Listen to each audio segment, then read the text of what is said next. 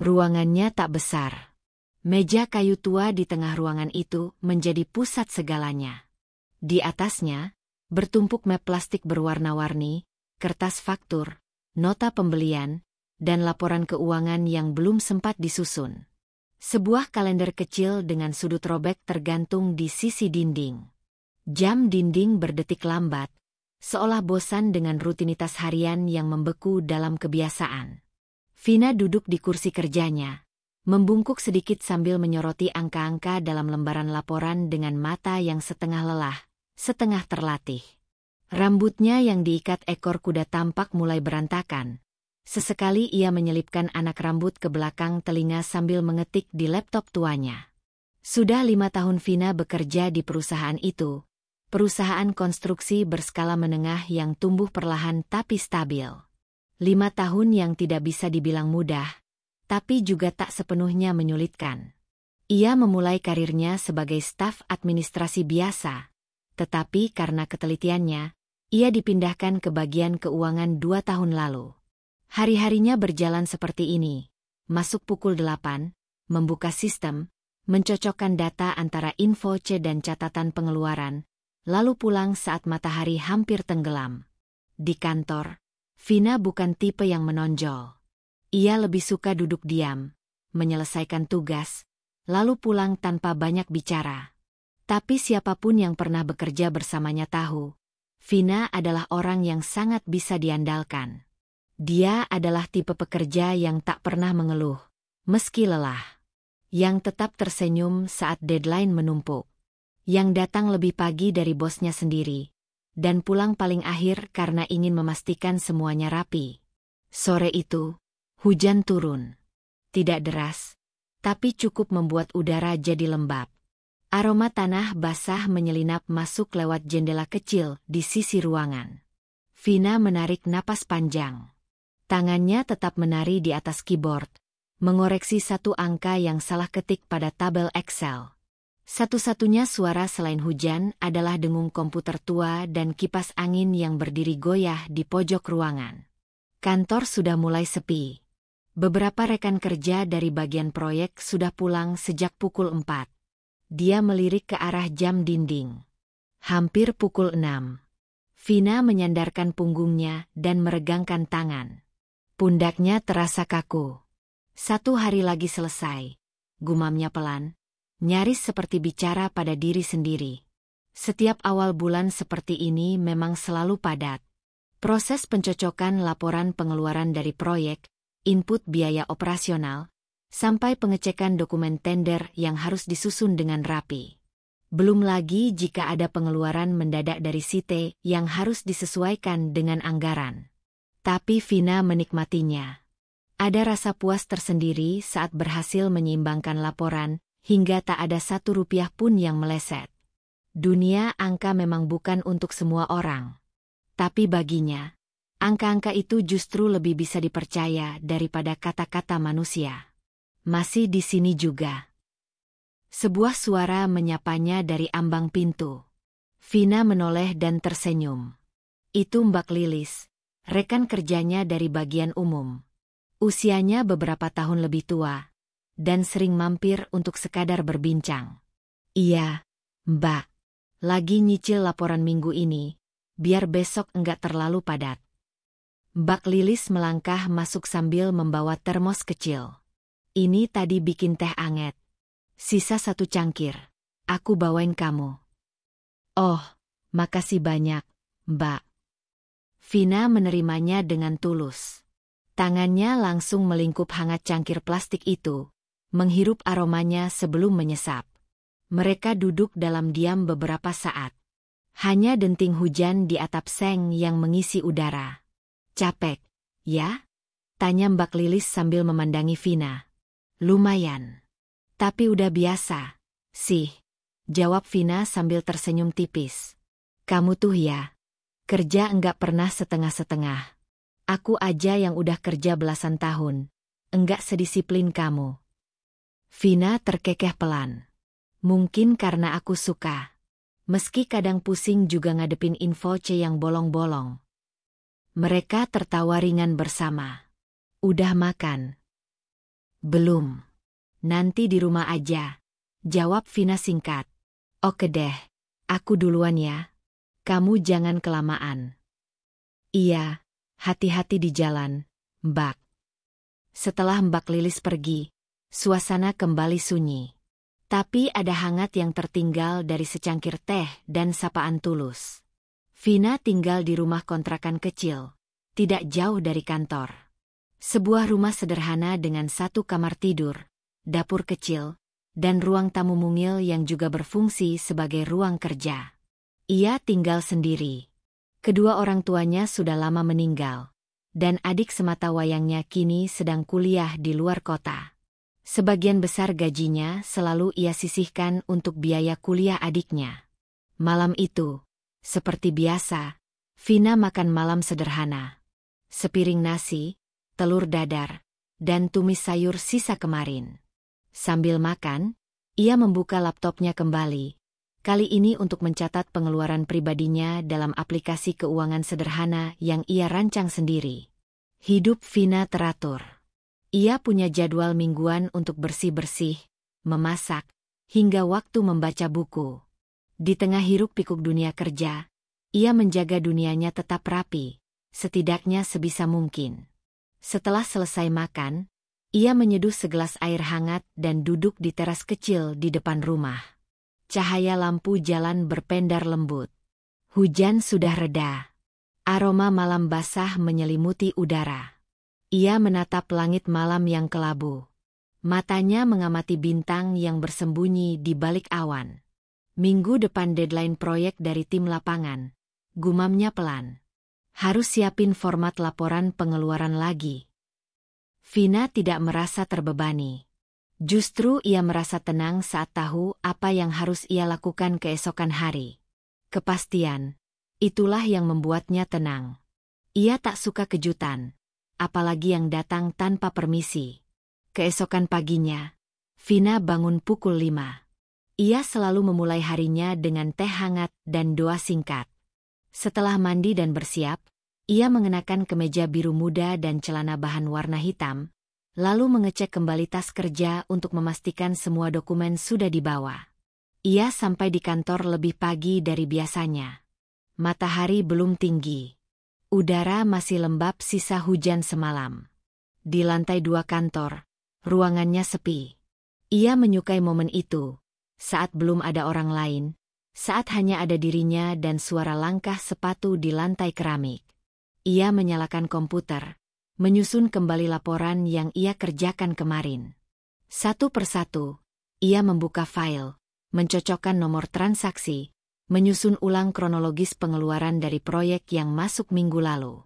Jam dinding menunjukkan pukul 8:10 saat suara pintu terbuka terdengar. Rekan-rekannya mulai berdatangan. Suasana kantor mulai hidup. Namun di balik semua kesibukan pagi itu, Vina tak tahu bahwa perubahan besar perlahan-lahan sedang mengarah padanya. Perubahan yang akan menguji bukan hanya ketelitiannya dalam bekerja, tapi juga keberaniannya sebagai pribadi.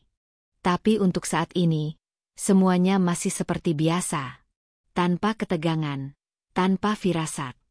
Hanya angka-angka, laporan, dan semangat yang sederhana. Bekerja sebaik mungkin. Hari-hari kerja berjalan seperti biasanya. Laporan masuk, laporan keluar. Beberapa kali Vina harus lembur karena ada data dari tim proyek yang telat dikirim. Tapi semua itu tidak pernah membuatnya mengeluh. Ia tahu dunia kerja bukan tempat untuk mencari kenyamanan. Dan ia sudah terbiasa berjuang sendiri. Hingga suatu pagi yang tampak biasa saja, seorang pria baru muncul di ruang kantor bagian keuangan. Perawakannya tinggi, kulitnya sawo matang. Rambutnya disisir rapi ke samping. Kemeja putih dan celana panjang bahan yang ia kenakan menandakan posisinya bukan staf biasa. Raut wajahnya tenang, tetapi ada kesan tegas. Mata tajam itu mengamati seisi ruangan sebelum akhirnya berhenti pada meja Vina yang berada di sudut. "Selamat pagi," ucapnya. Suaranya tenang tapi cukup dalam. Semua kepala di ruangan menoleh. Vina pun ikut menengadah. Pria itu tersenyum kecil, lalu berkata, "Saya Tony.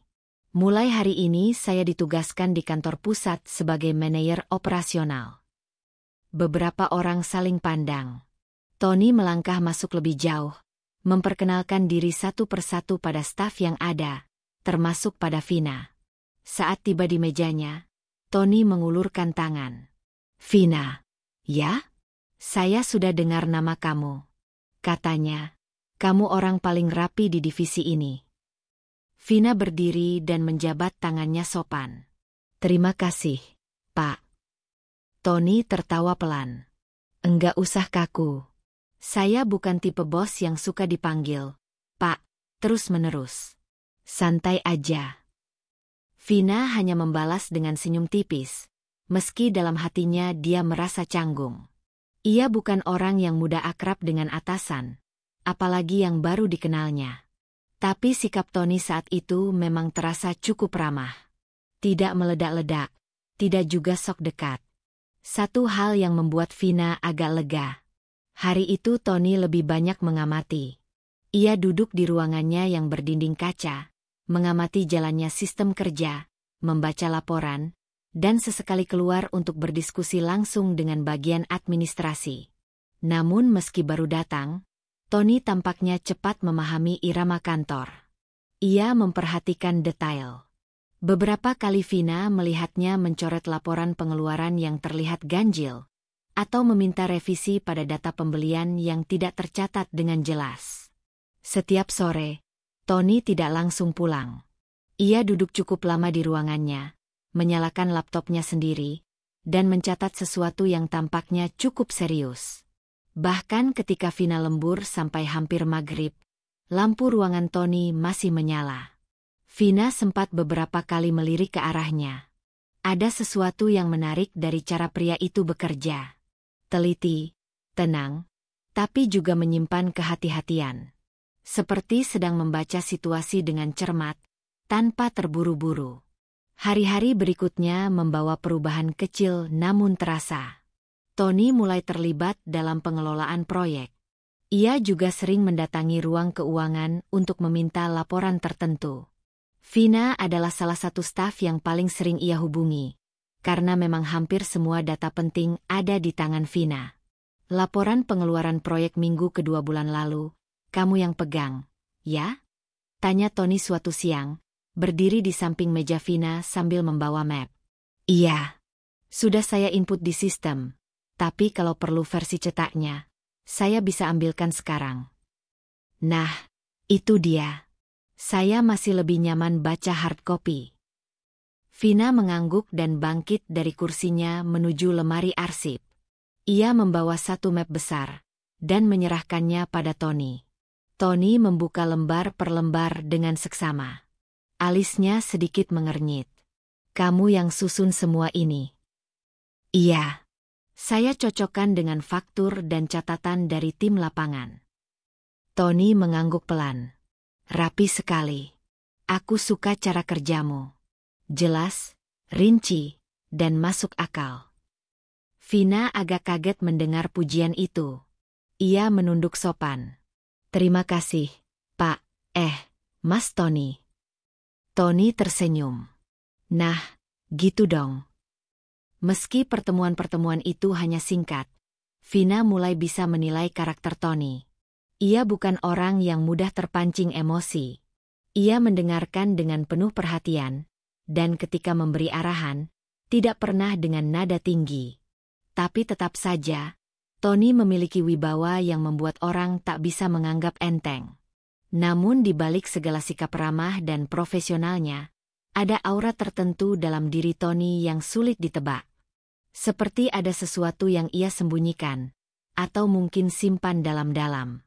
Suatu sore, saat kantor mulai sepi dan Vina masih di depan layar laptop, Tony datang ke ruang keuangan sambil membawa 2 gelas kopi.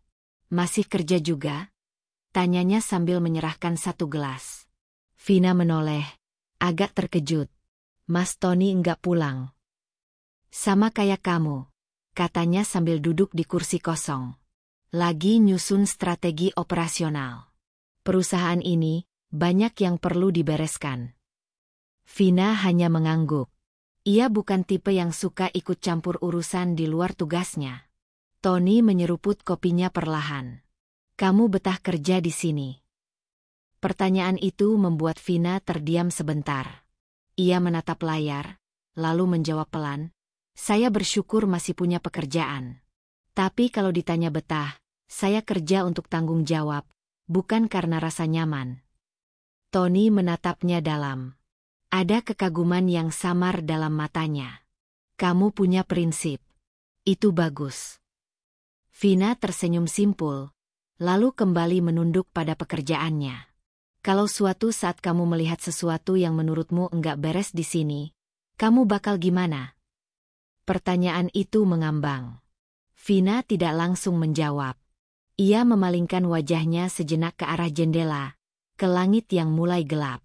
Selama itu tidak melibatkan saya secara langsung, saya mungkin akan diam. Tapi kalau sudah menyentuh kerja saya, prinsip saya nggak bisa pura-pura nggak tahu. Tony mengangguk pelan.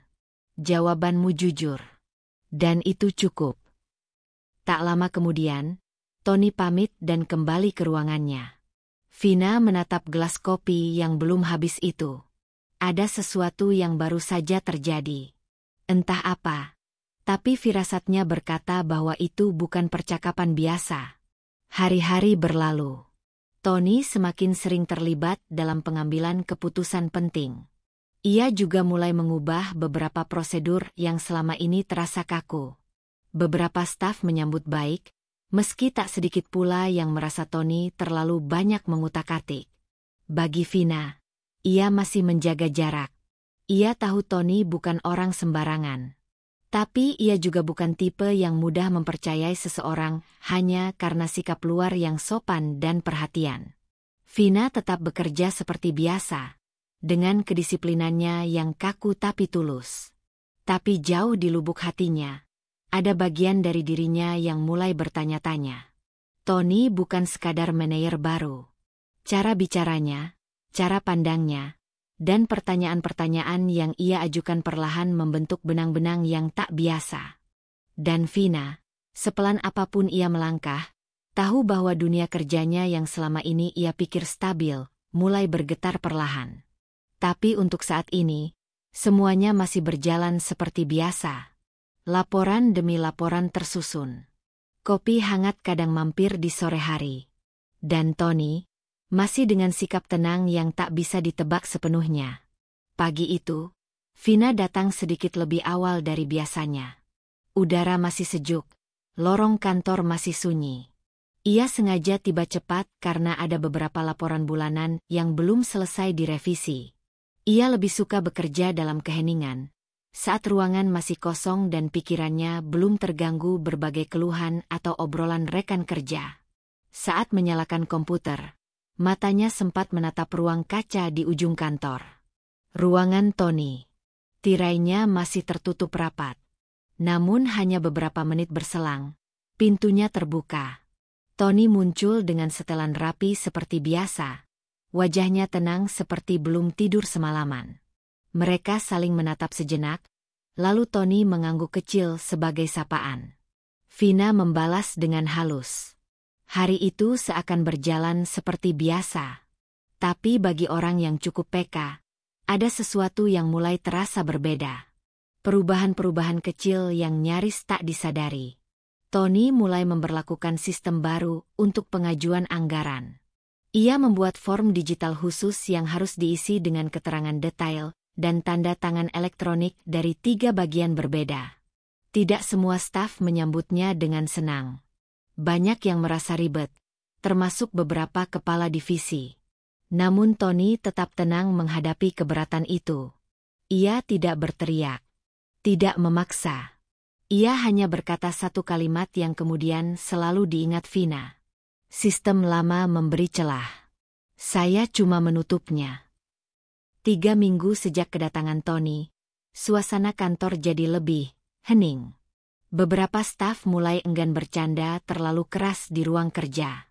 Yang biasanya bersantai di pantry cukup lama, kini terlihat lebih buru-buru kembali ke meja masing-masing. Bahkan kepala divisi pembelian yang dulu sering keluyuran keluar kantor tanpa alasan, kini mendadak rajin muncul. Vina menyadari hal itu. Tapi ia hanya menyimpannya dalam hati. Tony, bagaimanapun juga, telah membawa efek ke seluruh lini kantor. Meski begitu, Tony tidak sepenuhnya kaku. Di beberapa kesempatan, ia masih membawa kopi ke ruang keuangan. Kadang sekadar menyapa, kadang bertanya soal data, kadang hanya diam duduk dan mengamati ruangan. Vina mulai terbiasa dengan kehadiran itu.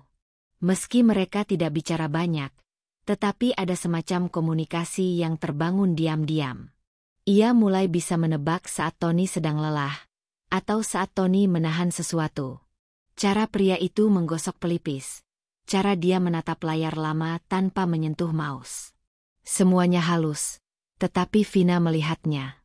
Suatu hari, Tony memanggil Vina ke ruangannya. "Boleh sebentar?" tanyanya dengan suara biasa, tanpa tekanan. Vina masuk sambil membawa buku catatannya, mengira ada pembahasan mengenai laporan keuangan. Tony menunjuk kursi di depannya. "Duduk dulu. Gak usah buru-buru." Vina agak heran, tapi menurut.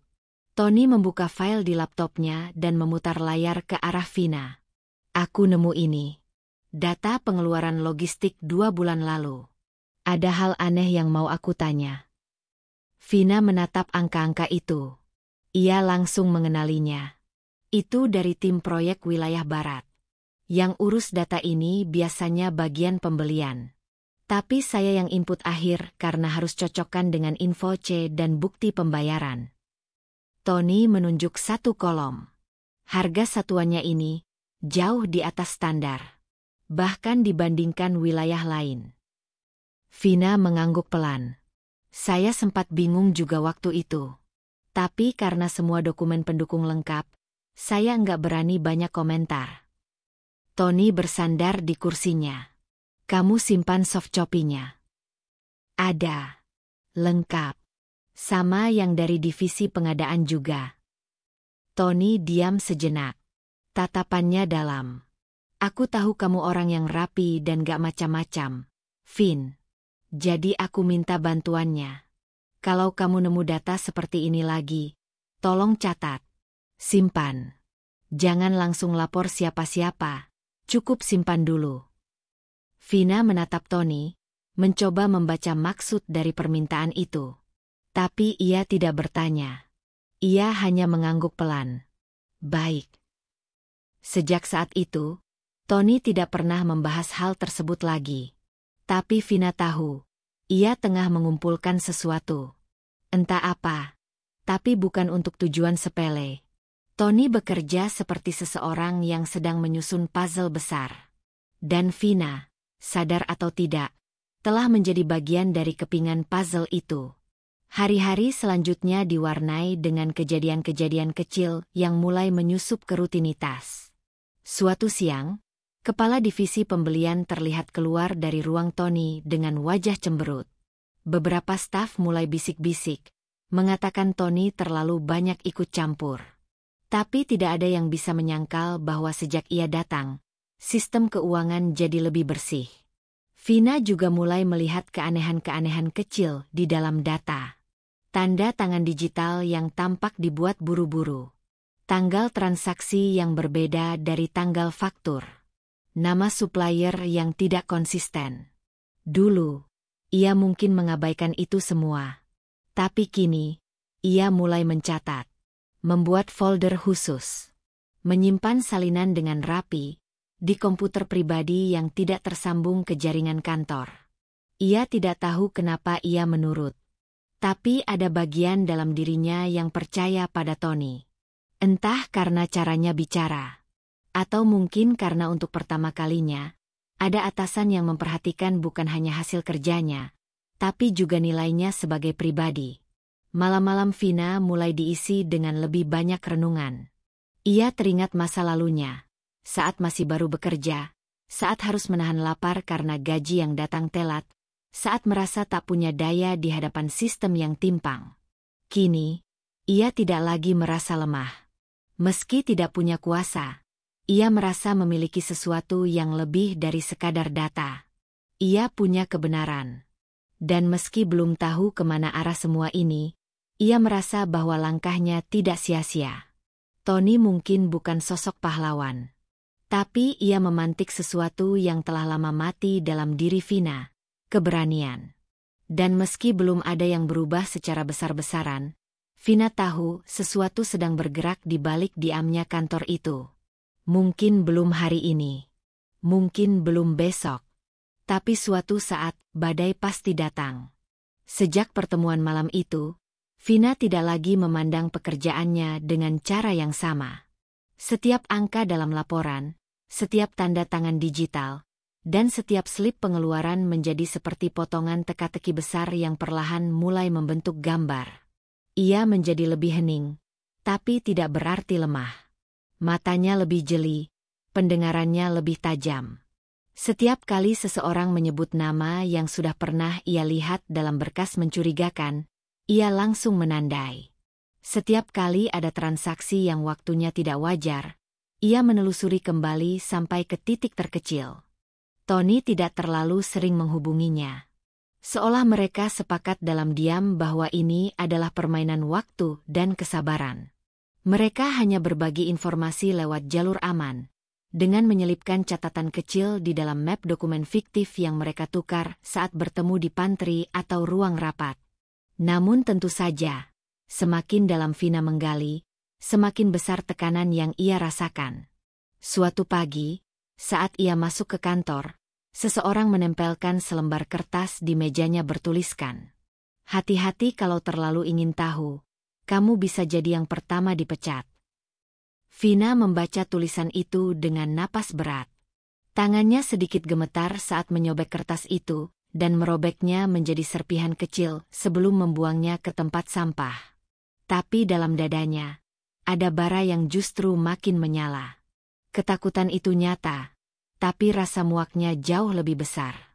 Satu sore, Vina sedang memeriksa data transfer dana dari rekening perusahaan ke vendor pihak ketiga. Ia menemukan sesuatu yang membuat dahinya mengerut. Transaksi sebesar puluhan juta yang tercatat sebagai pengadaan ATK tambahan. Namun waktu pencatatannya berada di hari libur nasional, dan bahkan tidak ada tanda terima. Ia menelusuri siapa yang mengajukan dana itu. Namanya muncul, B. Prasetyo, Kepala Divisi Logistik. Tapi yang membuat Vina paling terguncang adalah bagian tanda tangan persetujuan. Di sana tertulis nama Tony. Matanya langsung membesar. Ia segera membuka folder lain, membandingkan tanda tangan Tony yang asli dengan yang ada di transaksi tersebut. Bentuknya nyaris sama, namun sedikit terlalu halus, seperti hasil pemindai atau tempelan digital. Pikirannya bercabang. Apa ini berarti Tony terlibat? Ia tidak bisa langsung menuduh. Ia juga tidak bisa mengabaikan. Maka malam itu, ia menulis catatan kecil dan menyelipkannya ke dalam map kosong bertuliskan, draft pengeluaran. Lalu meletakkannya di atas meja pantry, tempat biasa mereka saling bertukar pesan. Pagi harinya, map itu sudah tidak ada.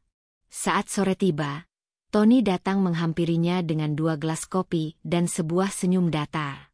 Di matanya tampak kantuk yang tertahan, tapi juga ketegangan. "Terima kasih," katanya singkat sambil memberikan kopi ke Vina. "Dan soal tanda tangan itu, kamu benar, itu bukan aku." Vina menatapnya, mencari kejujuran dari ekspresi Tony. Dan ia menemukannya. Tidak ada kebohongan di sana. Hanya rasa marah yang terpendam. "Aku juga baru tahu," lanjut Tony. "Itu berarti mereka sudah mulai bermain lebih berani. Mereka sudah tidak hanya menyelewengkan dana, tapi juga memakai namaku untuk melegitimasi transaksi." Vina menarik napas perlahan. "Berarti kamu juga sedang diawasi." Tony mengangguk. "Dan mereka tahu kamu dekat denganku, jadi kamu juga ikut masuk radar." "Aku rasa aku sudah masuk sejak lama." Tony tersenyum kecil. Tapi tak ada tawa di sana. Beberapa hari kemudian, suasana kantor terasa semakin tegang. Ada kabar bahwa perusahaan akan kedatangan tim audit independen, katanya atas perintah pemilik perusahaan langsung. Beberapa manajer mulai bersikap was-was, dan beberapa karyawan senior terlihat mondar-mandir di lorong dengan wajah tegang. Namun Tony tidak terlihat gugup. Justru, ia tampak seperti seseorang yang telah lama menunggu momen itu. Di sore yang sama, ia memanggil Vina ke ruangannya. "Aku sudah kirim data yang kamu kumpulkan selama ini ke bagian audit pusat," katanya pelan. "Tentu dengan pengamanan dan penyamaran nama. Tapi sebagian dari itu, mereka tahu berasal dari divisi kita." Vina tidak kaget. Tapi tetap saja, mendengar langsung dari Tony membuat perutnya mual. "Apa kamu siap kalau semuanya terbongkar?" tanya Tony, kali ini lebih serius. "Karena kalau ya, kita harus siapkan sesuatu. Ada kemungkinan besar mereka akan bergerak lebih agresif untuk menutup semuanya. Dan yang paling dekat dengan mereka adalah kamu." Vina menatap lantai beberapa detik, lalu mendongak. "Aku tidak suka hidup dengan rasa takut. Lebih baik kehilangan pekerjaan daripada kehilangan keberanian." Tony mengangguk. "Kalau begitu, kita mulai tahap selanjutnya." Vina memiringkan kepala. "Tahap selanjutnya?" Tony mengeluarkan sebuah flash disk dari laci mejanya dan menyerahkannya ke Vina. Ini berisi log aktivitas sistem, rekaman CCTV server, dan pengeluaran transaksi besar dalam 3 tahun terakhir. Ada banyak nama, dan kamu tidak akan suka beberapa di antaranya. Tapi kamu perlu tahu. Vina meraih flash disk itu, menggenggamnya erat seolah itu kunci dari sebuah pintu rahasia yang selama ini ia tahu ada, tapi tak pernah berani buka. Dan kini, pintu itu mulai terbuka. Setelah menerima flash disk dari Tony, Vina tahu bahwa apapun yang akan terjadi setelah ini tidak bisa dibalikan. Tidak ada lagi jalan mundur. Tidak ada ruang untuk ragu. Malam itu, ia duduk sendirian di depan laptopnya, hanya ditemani cahaya layar dan suara detak jarum jam. Saat ia mencolokkan flash disk ke perangkatnya, jantungnya berdetak tak beraturan. Seperti alarm tubuh yang tahu bahwa ia akan melihat sesuatu yang tak akan bisa dilupakan. Folder demi folder terbuka. Data yang tersusun rapih tapi menyimpan borok di balik angka-angka. Ia melihat pengeluaran fantastis untuk proyek fiktif, honor untuk konsultan bayangan, pembelian barang yang tidak pernah masuk gudang.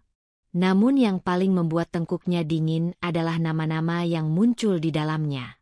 Nama-nama yang selama ini ia kira bersih. Termasuk satu yang membuatnya tercekat. Nama Tony muncul berulang kali.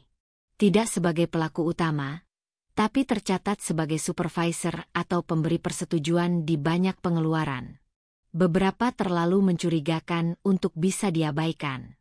Vina membaca ulang, berkali-kali, mencoba mencari celah bahwa itu hanya salah input.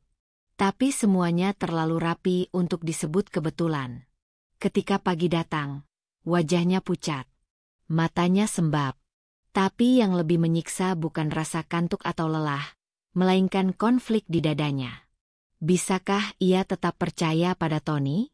Hari-hari di kantor makin aneh. Tony tiba-tiba jarang terlihat di ruangannya. Beberapa rekan yang biasanya bersikap ramah, kini menjauh dari Vina.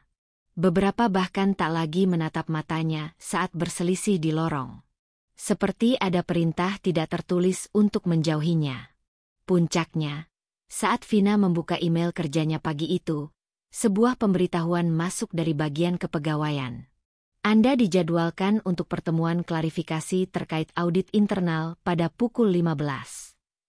Tidak ada penjelasan lain. Hanya kalimat singkat, dingin, dan menyisakan tekanan tak kasat mata. Ketika jarum jam menunjukkan pukul 3 sore, Vina melangkah menuju ruang rapat yang ditunjuk. Di dalamnya telah duduk 3 orang dari tim audit pusat, wajah-wajah asing dengan sorot mata mengintimidasi. Mereka tidak langsung bertanya.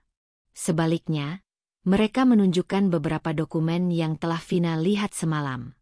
Termasuk transaksi yang mencatut namanya sebagai pengecek akhir. Ia langsung tahu, ini bukan sekadar audit. Ini perang saraf. Saudari Vina, kami menemukan beberapa bukti bahwa Anda terlibat dalam proses persetujuan dana yang tak bisa dipertanggungjawabkan. Kami ingin Anda menjelaskan peran Anda di sini. Nafas Vina sesak. Tapi ia tidak terkejut. Ia membuka mulutnya dengan hati-hati. Saya memang bagian dari tim keuangan. Tapi saya tidak pernah menyetujui dana tanpa dokumen pendukung. Dan jika nama saya muncul tanpa izin saya rasa sistem telah disalahgunakan. Salah satu dari mereka mencondongkan badan. Apakah Anda menuduh sistem perusahaan telah diretas? Tidak. Saya menuduh bahwa seseorang menggunakan wewenangnya untuk memalsukan jalur persetujuan. Saya juga punya bukti. Seketika ruangan menjadi hening. Vina membuka tasnya, mengeluarkan flash disk yang sama, lalu meletakkannya di atas meja.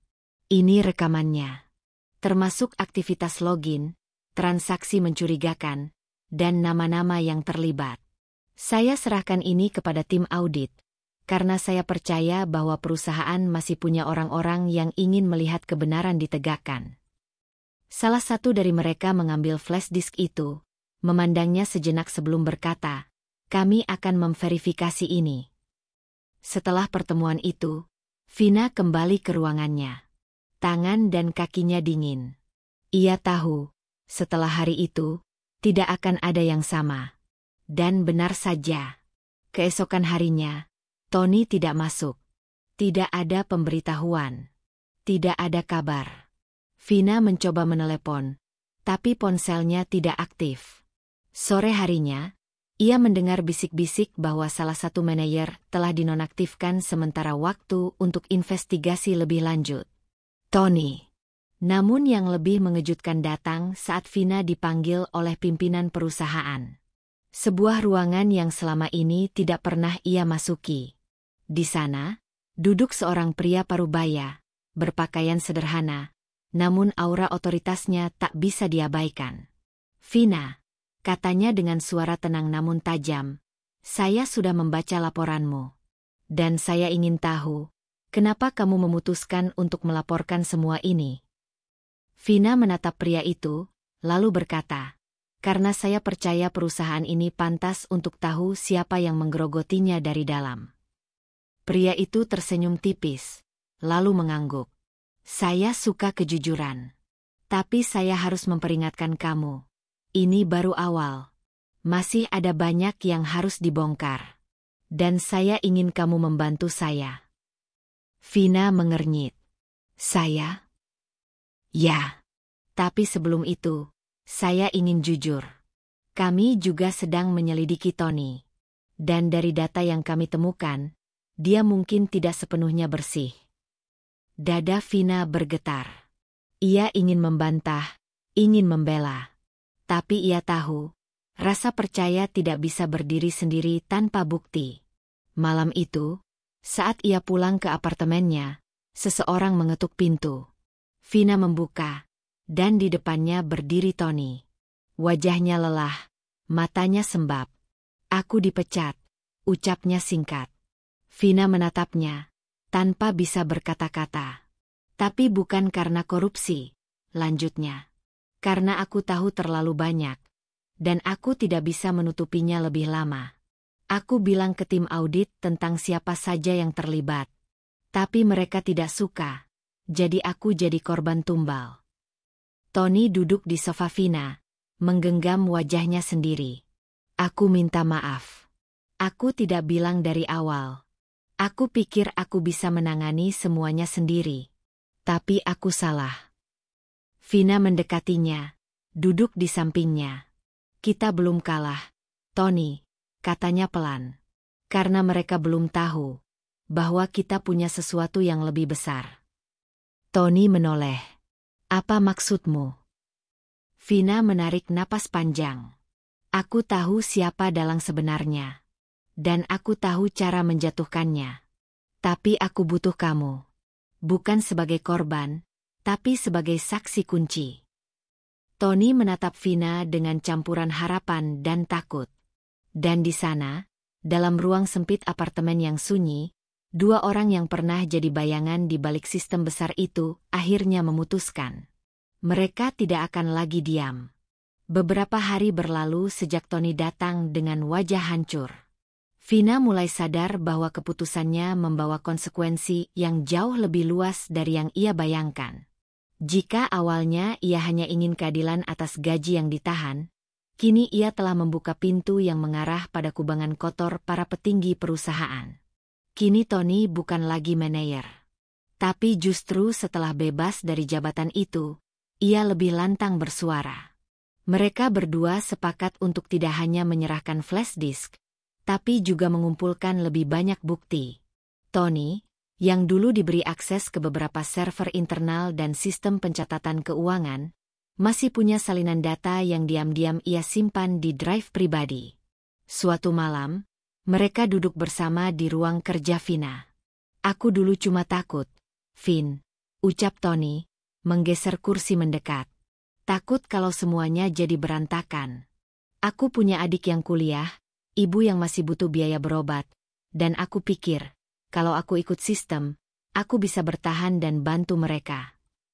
Vina menatapnya, tak menghakimi. Ia tahu apa yang Tony rasakan.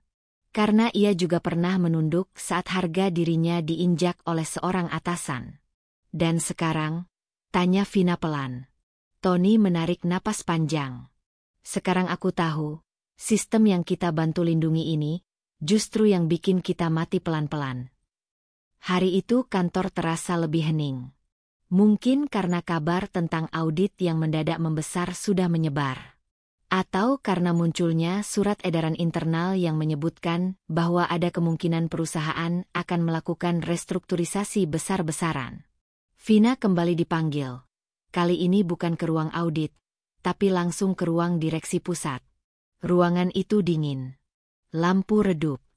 Hanya ada satu sosok di ujung meja panjang. Pak Hendra, Direktur Keuangan. "Vina," katanya tanpa basa-basi. "Saya mendengar Anda menyerahkan data ilegal kepada tim audit."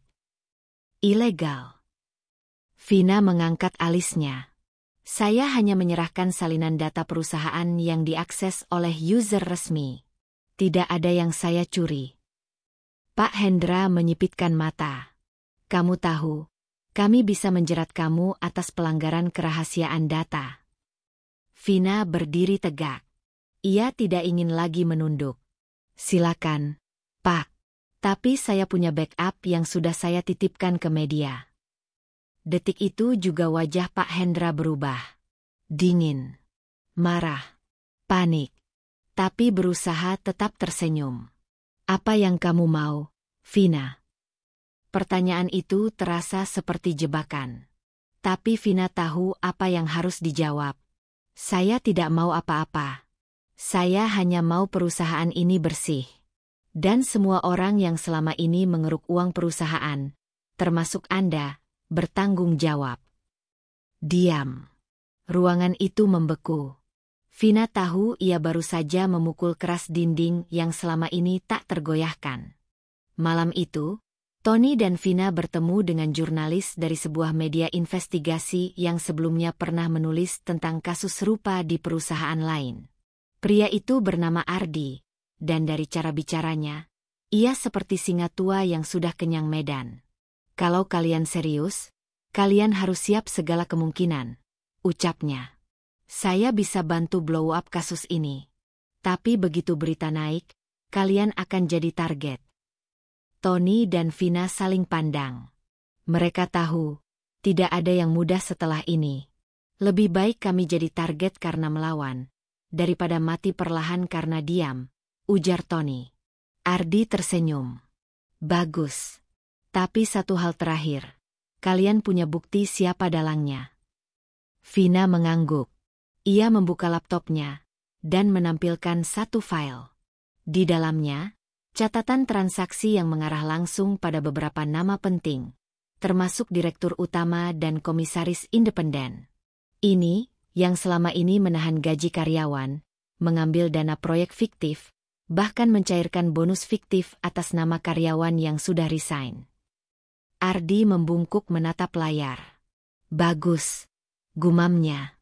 Ini bukan cuma berita. Ini bom waktu. 2 hari kemudian, berita itu naik. Media sosial mulai membicarakan korupsi di perusahaan terkenal, pelaku dari jajaran pimpinan. Kantor seperti lautan api yang hampir meledak. Beberapa orang langsung ambil cuti mendadak. Beberapa berpura-pura tidak tahu. Tapi yang pasti, semua mata kini berbalik menatap Vina. Bukan lagi sebagai staf keuangan biasa, tapi sebagai perempuan yang berani membuka luka yang selama ini ditutup dengan senyum palsu para petinggi. Hari itu, Vina menerima surat dari HRD. Bukan surat pemecatan, tapi surat penonaktifan sementara karena alasan ketidaksesuaian sikap terhadap kebijakan perusahaan. Tony, yang menemani Vina, hanya tersenyum miris. Mereka pikir kita akan diam. Vina menggenggam surat itu. Kita justru akan bicara lebih keras. Pada malam ketiga setelah berita itu viral, Vina menerima telepon tanpa nama. Suara di seberang sangat pelan. Kamu harus berhenti, Vina. Ini bisa berbahaya buatmu dan keluargamu. Ia tidak menjawab. Tapi ia tahu, ancaman itu nyata. Tapi ada satu hal yang lebih nyata dari ketakutan, tekad. Dan malam itu, Vina memutuskan satu hal. Esok pagi, ia akan membawa semua bukti ke KPK. Tidak peduli siapa yang akan ia hadapi, atau seberapa besar risiko yang harus ia tanggung. Karena ini bukan lagi soal dirinya, atau Tony. Ini soal puluhan bahkan ratusan karyawan yang gajinya selalu ditunda, yang hidupnya digantung di ujung angka. Dan ia tidak akan membiarkan satupun dari mereka terus diinjak. Langit pagi itu kelabu. Seolah alam pun mengerti beban yang Vina pikul. Tak ada angin, tak ada riuh burung, hanya udara yang tebal oleh kecemasan. Di tangannya, satu tas jinjing berisi berkas fotokopi dan flash disk yang kini terasa seperti bara api. Siap membakar siapapun yang berani menyentuhnya dengan niat jahat.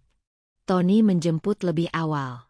Tidak dengan motor seperti biasanya, tapi mobil tua milik pamannya. Mereka tidak mau mengambil risiko.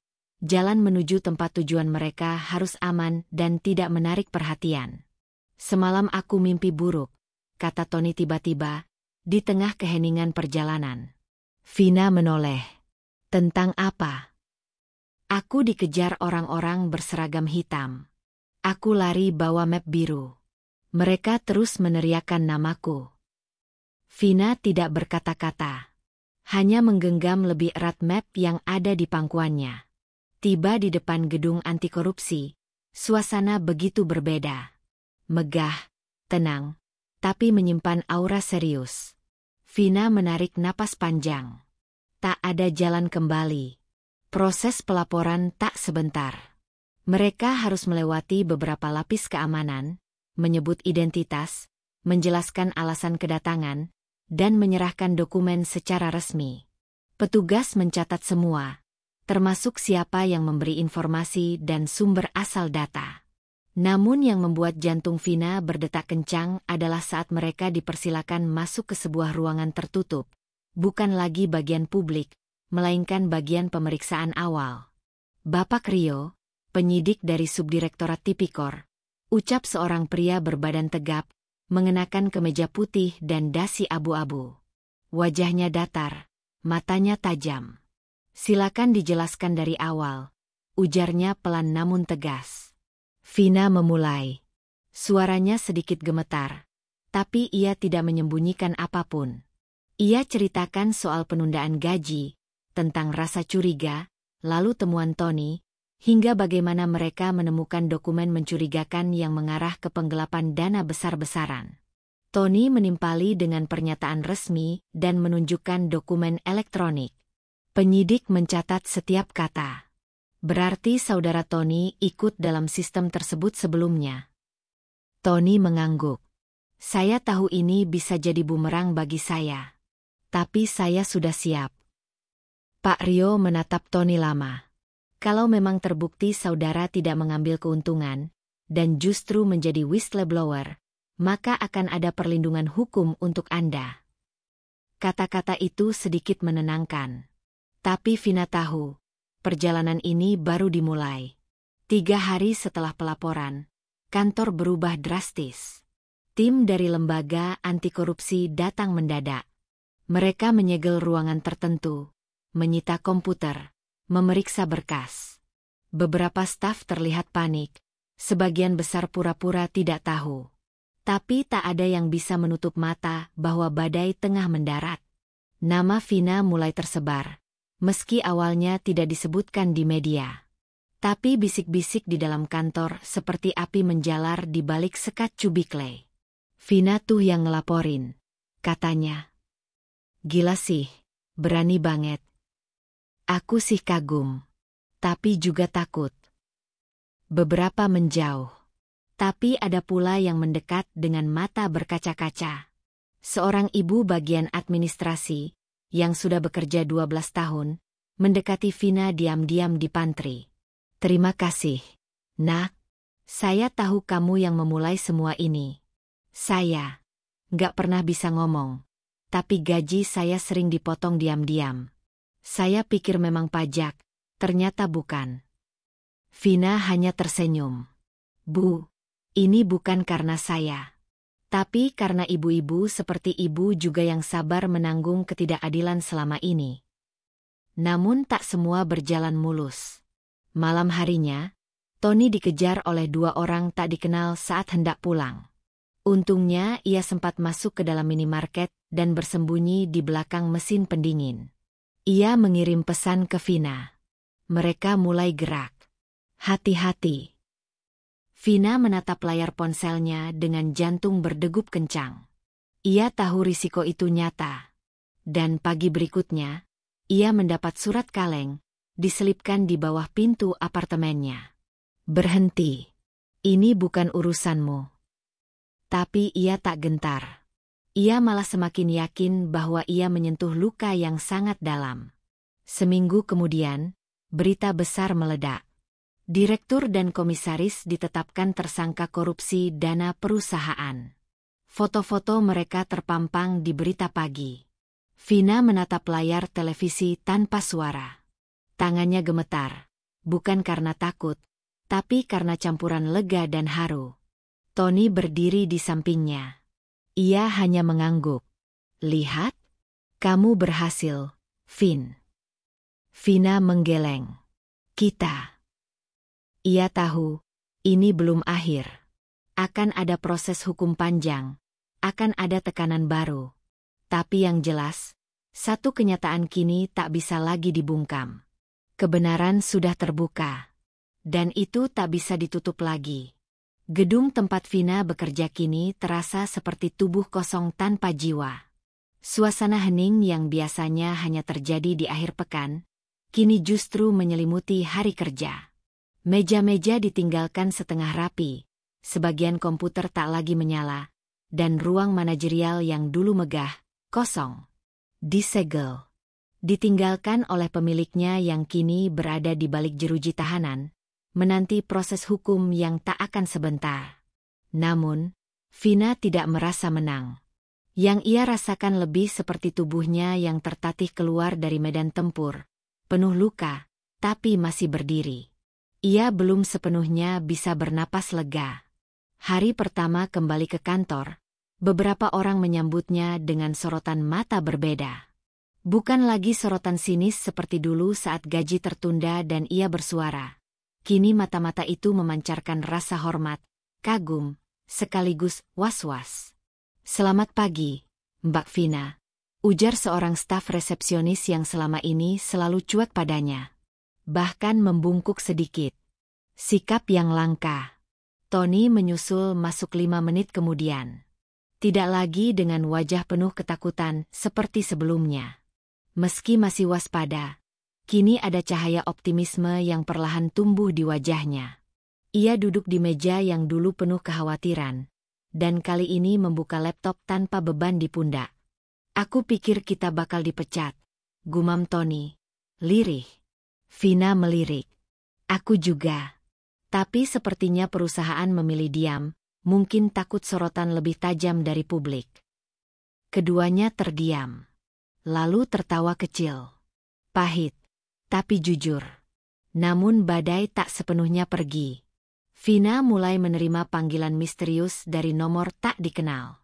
Beberapa hanya diam di ujung telepon.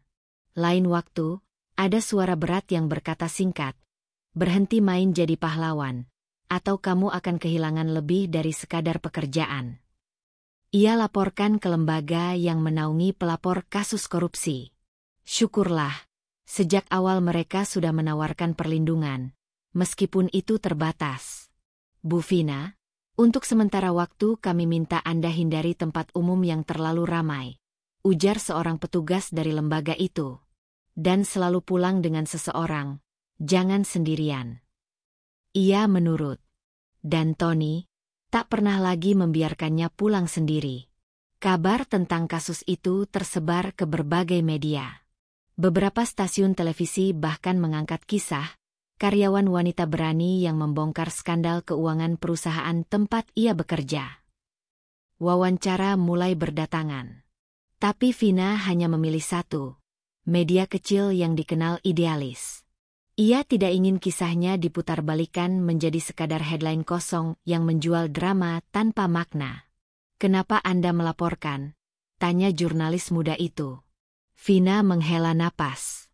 "Karena saya pernah menangis setiap malam, bukan hanya karena gaji saya ditunda. Tapi karena saya tahu, saya sedang dipermainkan oleh orang-orang yang hidup dari jerih payah kami. Dan saya tahu, kalau saya diam, saya akan jadi bagian dari sistem itu." Ia tidak menangis saat wawancara. Tapi jurnalis itu melakukannya. Air matanya jatuh ketika melihat kekuatan yang keluar dari kalimat sederhana itu. Namun tentu saja, tak semua orang setuju. "Gara-gara kamu, aku kena dampaknya. Proyekku dibekukan." "Apa kamu puas sekarang?" "Banyak orang kehilangan pekerjaan karena perusahaan kena masalah besar." "Kamu egois. Kenapa nggak pikir panjang sebelum buka mulut?" Beberapa pesan masuk melalui media sosialnya. Komentar penuh hujatan pun muncul. Meski jauh lebih banyak yang mendukung, suara negatif seperti itu tetap menusuk. Di malam-malam tertentu, Vina meringkuk di tempat tidurnya, mencoba memahami apakah semua ini pantas. Apakah satu tindakan benar bisa membongkar begitu banyak kenyataan pahit? Tony pernah berkata padanya, "Orang-orang takut perubahan, Vin. Mereka pikir diam itu aman. Tapi sebenarnya, diam itu mematikan. Kamu bukan egois. Kamu sadar bahwa luka yang kamu rasakan juga dirasakan banyak orang. Dan kamu cukup berani untuk mengangkatnya ke permukaan." Sebulan berlalu. Lembaga anti korupsi kembali menghubungi mereka. Kasus sudah naik ke tahap penyidikan tingkat lanjut. Data dari Tony sangat krusial. Dan kesaksian Vina dianggap sebagai pemicu utama yang mendorong penelusuran lebih dalam. Namun ada satu permintaan yang tidak disangka-sangka. "Kami ingin Bu Vina hadir sebagai saksi utama di persidangan nanti." Jantungnya berhenti sejenak. Ia tidak pernah membayangkan berdiri di depan pengadilan, berhadapan langsung dengan orang-orang yang dulu ia hormati, yang kini menjadi terdakwa. "Apa saya kuat?" tanyanya pada Tony malam itu. Tony tidak langsung menjawab. Ia hanya meraih tangan Vina dan berkata, "Kalau kamu bisa bertahan selama ini, maka kamu pasti bisa berdiri di depan mereka." Dengan kepala tegak. Hari persidangan pun tiba. Gedung pengadilan dipenuhi awak media. Vina hadir dengan jaket abu-abu sederhana, rambut diikat rapi. Wajahnya tenang, meski dalam dadanya badai tak berhenti berputar. Di ruang sidang, Tony duduk di bangku saksi cadangan. Ia hanya menatap Vina dengan tatapan penuh dukungan. Dan saat Vina melangkah maju, semua mata tertuju padanya. Termasuk dua pasang mata yang pernah membuatnya merasa kecil. Direktur dan manajer sumber daya manusia, yang kini mengenakan rompi tahanan berwarna oranye. "Silakan, saudari saksi, ceritakan dari awal," ujar Hakim. Vina menatap semua orang, lalu mulai berbicara. Dengan suara tenang, namun penuh kekuatan, ia menceritakan apa yang selama ini tersembunyi di balik dinding kaca perusahaan itu. Ia bukan sekadar pelapor. Ia adalah saksi hidup dari ketidakadilan sistemik yang tak hanya memiskinkan secara materi, tapi juga melukai martabat manusia. Dan untuk pertama kalinya, saat ia menyebut nama-nama yang dulu menyombongkan kekuasaan mereka menunduk. Bukan karena malu, tapi karena kebenaran akhirnya lebih tinggi dari jabatan mereka. Setelah berbulan-bulan penuh dengan persidangan, pernyataan saksi, dan serangkaian penyelidikan yang panjang, akhirnya kasus itu tiba pada titik akhir. Pengadilan memutuskan bahwa perusahaan yang telah menjadi tempat bertahun-tahun Vina bekerja harus membayar denda besar, dan lebih dari 100 pegawainya diberikan kompensasi atas kerugian yang mereka alami akibat kebijakan korupsi yang merajalela. Manajer mereka, yang selama ini merasa tak tergoyahkan, dijatuhi hukuman penjara bersama dengan beberapa anggota eksekutif lainnya. Namun, bagi Vina dan Tony, kemenangan itu tidak pernah sepenuhnya tentang hukuman yang dijatuhkan. Mereka sudah melalui banyak hal yang lebih berharga dari sekadar keputusan hukum. Beberapa minggu setelah persidangan berakhir, Vina duduk di balkon apartemennya, menikmati udara pagi yang segar. Pagi itu, tidak ada lagi kegelisahan yang memenuhi dadanya. Tidak ada lagi panggilan misterius atau ancaman anonim yang mengganggu pikirannya. Semua itu telah berakhir. Tony datang dengan secangkir kopi di tangan, duduk di sampingnya. Di tangan Vina, ada secarik surat resmi dari perusahaan tempat ia pernah bekerja. Jadi ini semua selesai? Tanya Tony, menatap Vina yang sedang membuka surat itu. Vina mengangguk pelan, matanya menatap lembaran yang masih dipegangnya. Iya. Saya sudah menerima tawaran kompensasi dan keputusan yang ada. Mereka tidak bisa lagi mengancam atau menyakiti saya. Tony menghela napas panjang. Aku bangga padamu, Vina. Kau tahu itu, kan? Vina tersenyum, meski senyumnya tak sepenuhnya lebar. Aku tidak tahu. Rasanya, masih ada banyak yang hilang. Tapi ini seperti beban yang akhirnya terangkat. Aku merasa sedikit lebih bebas. Namun, meski semuanya sudah berakhir di pengadilan, perjalanan mereka tak serta-merta kembali ke normal. Vina masih harus mengatasi kebiasaan lama dari masa-masa sulitnya, seperti kesulitan tidur di malam hari, atau rasa takut yang datang setiap kali ia melihat orang-orang yang pernah menindasnya. Bahkan meskipun dia sudah bebas dari ancaman fisik dan psikologis yang nyata, bayangan-bayangan masa lalu itu tidak hilang begitu saja. Vina mulai menjalani rutinitas baru. Ia mencari pekerjaan baru, sesuatu yang lebih sesuai dengan visi dan misi hidupnya yang telah berkembang selama masa-masa penuh tekanan itu. Dan ia tahu, kali ini, ia tidak akan takut lagi untuk berbicara. Kali ini, ia akan memilih untuk bekerja dengan integritas, tanpa harus tunduk pada kekuatan yang tidak benar. Tony pun memutuskan untuk mengambil langkah serupa. Setelah menghabiskan waktu bertahun-tahun berada di bawah bayang-bayang Vina, ia kini menemukan kembali gairahnya untuk bekerja, tanpa ketakutan atau tekanan. Tony memulai usaha kecilnya sendiri.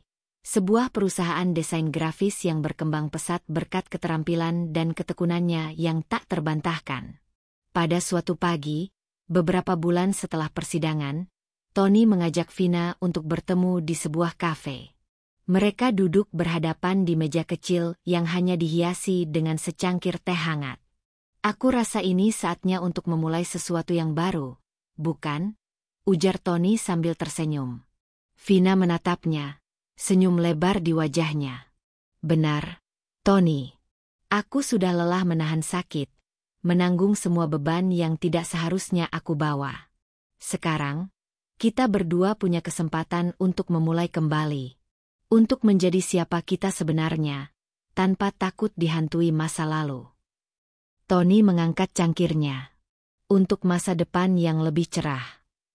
Vina mengangkat cangkirnya juga, menatap mata Tony dengan penuh arti. Untuk kebebasan sejati. Beberapa tahun kemudian, Vina dan Tony berdiri bersama di sebuah acara penghargaan untuk perusahaan sosial yang mereka bangun bersama. Setelah berjuang keras untuk keluar dari bayang-bayang perusahaan yang dulu menindas mereka, keduanya berhasil menciptakan sebuah perusahaan yang memberikan peluang kerja bagi orang-orang yang terluka oleh ketidakadilan ekonomi dan sosial.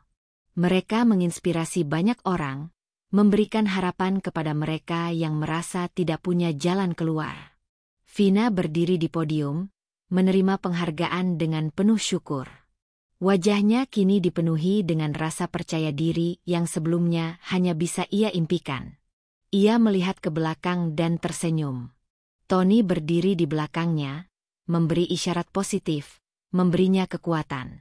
Ini bukan tentang seberapa banyak yang kita miliki, kata Vina saat menerima penghargaan itu. Ini tentang seberapa banyak kebaikan yang bisa kita sebarkan kepada dunia, meskipun hidup kita pernah dilukai oleh ketidakadilan. Para hadirin memberi tepuk tangan meriah. Vina merasa apa yang ia lakukan sekarang adalah bentuk kemenangan sejati, bukan hanya untuk dirinya sendiri, tapi untuk setiap orang yang pernah merasa kecil dan tidak dihargai. Saat ia turun dari panggung, Tony menyambutnya dengan pelukan erat. Kita telah melewati segalanya. Vina. Kita berhasil. Vina mengangguk, menatap Tony dengan penuh rasa terima kasih. Kita tidak hanya bertahan, Tony. Kita tumbuh lebih kuat.